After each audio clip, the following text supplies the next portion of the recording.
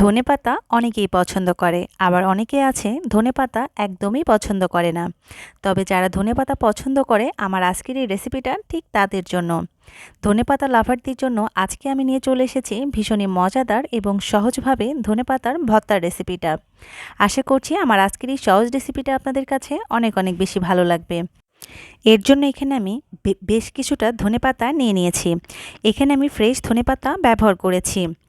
এবার ধনেপাতাগুলোকে খুব ভালোভাবে আমি পরিষ্কার করে নিচ্ছি। ধনেপাতা কিভাবে পরিষ্কার করতে হয় কম বেশি কিন্তু সবাই জানেন। তারপরও আপনাদের সুবিধার জন্য আমি কিছুটা দেখিয়ে দিচ্ছি। এখন কিন্তু বাজারে প্রচুর পরিমাণে ধনেপাতা পাওয়া যাচ্ছে, আর শীতকালে কিন্তু একটু ধনেপাতা বেশি পরিমাণে পাওয়া যায়। আর এবার আমি ধনেপাতাগুলোকে ঠিক কিভাবে পরিষ্কার করছি আপনারা একটু লক্ষ্য করলে বুঝতে পারবেন। আর অবশ্যই কিন্তু ভর্তা তৈরির আগে ধনেপাতাগুলোকে খুব ভালোভাবে কেটে ধুয়ে পরিষ্কার করে নিতে হবে। দেখুন আমি খুব ভালোভাবে কেটে ধুয়ে নিয়েছি। এবার এগুলোকে ভর্তা তৈরির সুবিধার জন্য আমি কিছুটা ছোট ছোট টুকরো করে কেটে নিচ্ছি। এটা সম্পূর্ণটাই অপশনাল, চাইলে এগুলো না কেটেও ভর্তা তৈরি করতে পারেন। আমি ভর্তা তৈরির জন্য এগুলোকে ছোট ছোট করে কেটে নিচ্ছি। দেখুন ঠিক কিভাবে কেটে নিচ্ছি। আর এই একইভাবে আমি সবগুলো ধনেপাতা কেটে নিয়েছি। ভর্তা তৈরির জন্য চুলায় আমি একটি পাত্র বসিয়ে দিয়েছি। তারপর দিয়ে দিচ্ছি এখানে আমি 2 চা চামচ পরিমাণ সরিষার তেল। চাইলে এখানে আপনারা সয়াবিন তেলটাও ব্যবহার করতে পারেন, তবে যেহেতু আমি ভর্তা তৈরি করব এর জন্য এখানে আমি সরিষার তেলটা ব্যবহার করেছি। তারপর দিয়ে দিচ্ছি এখানে আমি হাফ কাপ পেঁয়াজ কুচি, 1/4 কাপ রসুন কুচি, আর দিয়ে দিচ্ছি স্বাদমতো কিছুটা কাঁচামরিচ। ভর্তাতে আপনারা ঝালটা যে যেরকমটা খেতে পছন্দ করবেন সেই অনুযায়ী এখানে ঝালটা ব্যবহার করতে পারেন।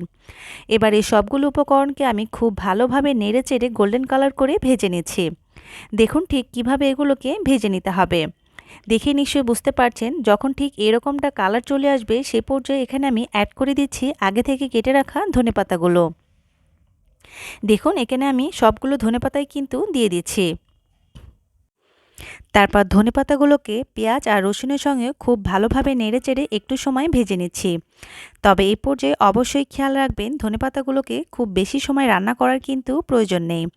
বেশি সময় রান্না করলে ধনেপাতার যে সবুজ কালারটা রয়েছে সেটা কিন্তু আর থাকবে না। অল্প কিছু সময় নাড়াচাড়ার ফলে দেখবেন এগুলো অনেকটাই সফট হয়ে আসবে। যখন দেখবেন এগুলো সফট হয়ে এসেছে সে পর্যায়ে এখানে স্বাদমতো লবণ দিয়ে দিচ্ছি। আর লবণটা দিয়ে খুব ভালোভাবে নেড়েচেড়ে মিশিয়ে নিলেই কিন্তু তৈরি হয়ে যাবে ভর্তার জন্য এই মিশ্রণটি। দেখুন দেখে নিশ্চয়ই বুঝতে পারছেন ঠিক কীরকমটা হবে। ঠিক এই পর্যায়ে এটাকে আমি চুলা থেকে নামিয়ে নিচ্ছি। তারপর এগুলোকে আমি শিলপাটার সাহায্যে খুব ভালোভাবে বেটে নিচ্ছি। আপনারা চাইলে এখানে শিলপাটার পরিবর্তে ব্লেন্ডারেও ব্লেন্ড করে নিতে পারেন, তবে আমার কাছে মনে হয় ভর্তা কিন্তু শিলপাটায় বেটে খেতেই বেশি মজাদার হয়। যারা একবার শিলপাটার বাটা ভর্তা খাবে তারা কিন্তু আর ব্লেন্ডারে তৈরি করা ভর্তা খেতেই চাইবে না। দেখুন এরই মাঝে কিন্তু আমার সম্পূর্ণ ভর্তাটাই তৈরি করা হয়ে গেছে। আর তারপর এখানে আমি দিয়ে দিয়েছি 1 চা চামচ সরিষার তেল, যেটা ছাড়া ভর্তা অসম্পূর্ণ। এবার সরিষার তেলটাকে খুব ভালোভাবে নেড়েচেড়ে মিশিয়ে নিচ্ছি। আর তাহলেই দেখুন তৈরি হয়ে গেছে ভীষণই লোভনীয় ও মজাদার ধনেপাতার ভর্তা। যারা ধনেপাতা পছন্দ করেন তাদের জন্য কিন্তু এটা একদম পারফেক্ট একটা রেসিপি। আশা করছি আমার এই সহজ রেসিপিতে আপনাদের কাছে অনেক অনেক বেশি ভালো লেগেছে। আর এই ভর্তাটা তৈরি করে কিন্তু আপনারা গরম গরম সাদা ভাত অথবা রুটি দিয়েও কিন্তু খেতে পারেন। আর তাছাড়াও এই ভর্তাটি কিন্তু চিতই পিঠার সঙ্গে খেতে অসাধারণ লাগে। যারা চিতই পিঠা পছন্দ করেন ভর্তা দিয়ে খেতে তারা কিন্তু এই ধনেপাতার ভর্তা দিয়ে তৈরি করে চিতই পিঠার সঙ্গে পরিবেশন করতে পারেন। খেতে অসাধারণ লাগে। আশা করছি রেসিপিটা ভালো লেগেছে।